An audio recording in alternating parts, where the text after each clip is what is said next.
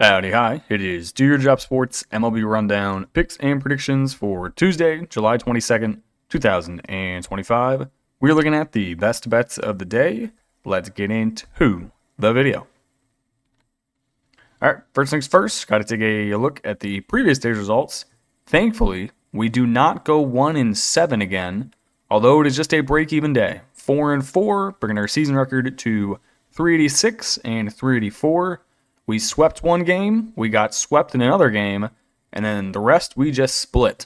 So I'll recap these real quick, then we'll get on to the 4 games we got for tomorrow. Game 1, Nationals, plus 120 on the money line at home, over 9.5 runs. They take care of business versus Cincinnati Reds. It got greasy. It really should not have gotten greasy. In the bottom of the 3rd inning, the Nationals took a 7-0 lead. And then you look in the bottom of the 5th inning, and all of a sudden it's 8-6. And you're like, all right, if we could maybe not do this anymore, that would be enjoyable. Final score, Nationals 10, Cincinnati Reds 8. Washington out-hits Cincinnati 15-9. Neither starting pitcher really went that well. Brady Singer got shelled. 2 1/3 innings, 5 hits, 7 earned runs. Then for the Nationals, you had Jake Irvin, 3 2/3 innings, 6 hits, and 5 earned. It just came down to who has the better bullpen, and today it was the Nationals who had not even a good bullpen because they gave up 3 earned runs in 5 1/3 innings pitched, but it got the job done, so thank you to the Nationals. Next game. I don't know why Vegas made the Blue Jays a dog at home when they've now won 11 home games in a row, but they did, and they won the game. Final score here, Toronto 4, New York Yankees 1. Kevin Gausman had a randomly really good outing. He went 7 innings, gave up 4 hits and 1 earned. He struck out 8. Rodon went 5 innings, giving up 6 hits and 2 earned runs. Yankees had 2 errors. Who were they by?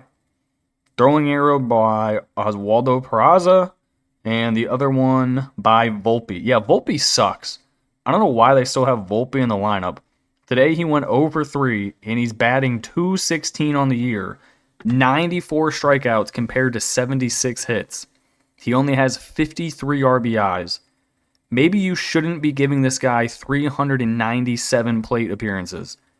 Maybe take him out of the lineup. Anyway, I'm not complaining. The Yankees suck. Next game, our final winner with the over 8.5 runs in the Kansas City Royals and Chicago Cubs. Good Lord. Chicago, I have some serious questions about how bad your bullpen is. Kansas City, 12. Chicago, 4. The guy I thought was going to go 2 or 3 innings only went 1. Ryan Brazier goes 1 inning, 0 hits, 1 strikeout. They then bring in this guy named Ben Brown. I guess he's just an innings eater. He went 4 innings, gave up 7 hits and 6 earned runs. Buddy, you're about to be sent right back down to the minors. He got called up 2 days ago. You're about to be sent right back down. Immediately back down. Our losers. Another one where we had a starting pitcher. Hayden Birdsong did not record a single out, not one, for the San Francisco Giants. Here's how the beginning of his game went, and all of his game, to be fair. Jurickson Profar, walk. Matt Olson, walk. Ronald Acuna, walked. How do you walk the first 3 batters of the game? How do you do that? Just throw it over the plate. Then you had Drake Baldwin, double. He clears the bases. Then Ozzie Albies, walks. Then he hits Sean Murphy. He walked 4 batters, hit a batter, and gave up a double. Then they pulled him from the game. Then you have Matt Gage, strikeout, and then some guy singles. Final score of the game, Atlanta Braves 9, San Francisco Giants 5. The San Francisco Giants out-hit Atlanta 12-8, but you're never going to win a baseball game when you walk 9 batters. Ronald Acuna walked single-handedly 3 times in one baseball game. I don't even know how you do that. So, shout out to the Giants for being horrible. I don't know why I bet you, ever since you traded for, why can't I remember his name on the Red Sox? Why am I blanking? You know who I'm talking about if you're watching the video, and you're going to call me an idiot in the comments, but I'm blanking. You fucked up with that trade, buddy. Next, Yankees with the over 8.5 runs. This was no bueno, as the Yankees only scored one run. Rafael Devers. Why could I not remember Rafi? That was dumb. Anyway, came to me. They only scored one run. There was a total of 5 runs scored in this game. Pretty boring. You probably shouldn't be allowing Gausman to go 7 innings and only giving up 4 hits. Yankees have a lot of questions and not many answers. They're not very good. Finally, we have the Cubs minus 1.5. You're never going to win a game by 1.5 if you give up 12 runs. So, yeah, that was not enjoyable. At one point, the Cubs were winning 4-1. Then they lose the game 12-4. That sucked. But 4-4 on the day. Season 386, 384. Let's get on to the picks for tomorrow. All right, first game we got here. We're going to run it back with the Toronto Blue Jays, and I'm also going to take the over again. This time, you really do have 2 pitchers who should be giving up runs, and the Blue Jays have won 11 home games in a row, so it is tough for me not to take them, only laying 115 on the money line. So give me the Blue Jays. The Yankees, they have been very, very bad at baseball. They are 5-5 in their last 10, but they're just not scoring runs. If you look at what they've been doing recently, scoring the runs is not a priority. Their most recent games, they've scored 1, 4. They had one random one where they scored 12 against the Braves, but we're going to throw that one out. 3, 1, 2, 0, 5, 9. So ever since the All-Star break, they really haven't done shit. I'm going to fade them here. Toronto, they do have Max Scherzer on the mound, legend of the game. However, not very good anymore. His most recent starts, he's given up 3, 2-2, 3-2. So he's probably going to give up 2 or 3. Cam Schlitter. Who are you, buddy? 24. He played college ball at Northeastern University. He's a rookie. Don't know much about him. He's made 1 start. He went 5 1/3 innings. He's 1-0. Struck out 7, walked 2, gave up 3. That is what we know about this guy. Is he tall? Is he some big lengthy guy? He's a big motherfucker. 6'6", 210. Big righty. All right. I mean, I'm fading you because Toronto's hot, but maybe he has a big game. We will figure it out tomorrow. Next game, I'm going to run back the Nationals as well, plus 120 on the money line, over 9.5 runs. It is Chase Burns Day in Cincinnati. He is 0-1 with a 6.19 ERA on the season. This will be his 5th start of the year. He only has 16 innings pitched, 25 strikeouts to 9 walks. He's allowed 3 home runs. His games, he's given up 2 to Colorado, 1 to Philly. He had that awful start in Boston where he was tipping pitches. And another one, he went 5 innings against New York, giving up 3. So if you take away the start in which he was tipping pitches, he's given up 2, 1, and 3, going 5, 4, and 6 innings. This is his first road start in about 3 weeks. Really don't think he's going to do that well here.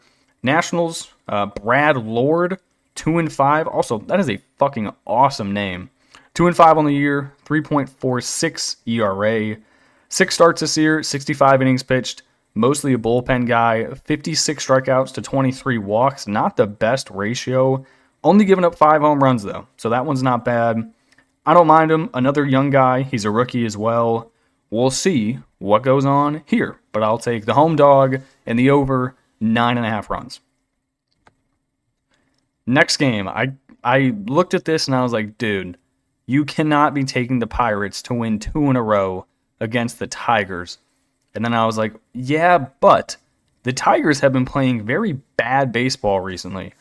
Their most recent games, they lost a series to the Rangers. They got swept by the Mariners. And then prior to that, they were kind of winning. But since the All-Star break, they've lost 3 out of 4. And in those games, they have scored 0, 1, 2, and 0. That is not good. You've scored 3 runs total in 4 games of baseball. Yes, one of those was against Paul Skeens, so you can kind of throw that one out. But even here, Mitch Keller, despite being 3-10, the dude's not bad. He's got a 3.48 ERA. He's made 20 starts this year, got 119 innings pitched. His strikeout to walk ratio is good at 92 to 27. Really doesn't give up that much hard contact, only giving up 9 home runs on the year. I like his stuff. In his most recent outings, he's been really solid. Gave up 1 run to Minnesota, 3 runs to Kansas City, 0 at St. Louis, 1 against the Mets, 2 against the Rangers. He's been damn consistent, giving up 3 or fewer in all of his last 7 starts. I will take him. I don't really care for Casey Mize. I'm just going to fade this Detroit team. They are not playing good baseball right now. They cannot score, so I'll take the Pirates plus 120. I am, however, going to take the over 7.5 runs. There is a chance the Pirates' backs just wake the fuck up and they score like 8 runs. So I will take the Pirates, and I will take the over 7.5 runs. Final game of the night here. It is back Jacob Misiorowski night.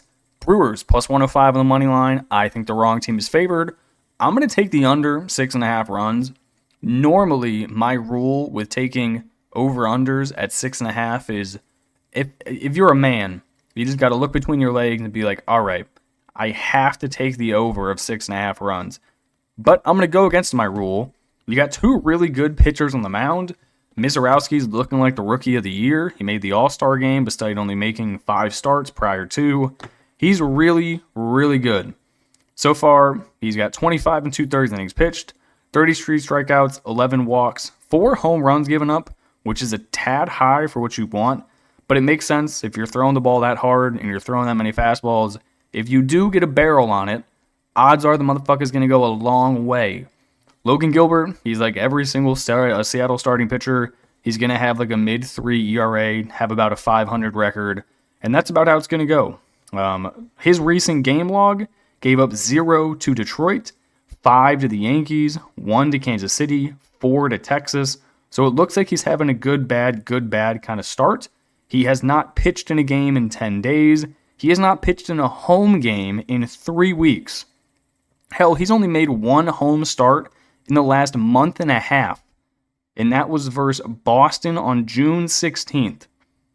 That is not ideal. I will take the Brew Crew. They won game 1 of this series 6-0. Seattle does struggle scoring runs at home. It is not a hitters-friendly ballpark. You might have the curse of Cal Raleigh winning the home run derby and then just being shit for the rest of the year. However, take all of this with a grain of salt. If you've been watching for a while, every single time I get for or against the Mariners, they screw me over. So most likely, that is what will happen. All right, that's going to do it for me in this video. I appreciate you guys watching and tuning in, and I will catch you in the next one. Peace.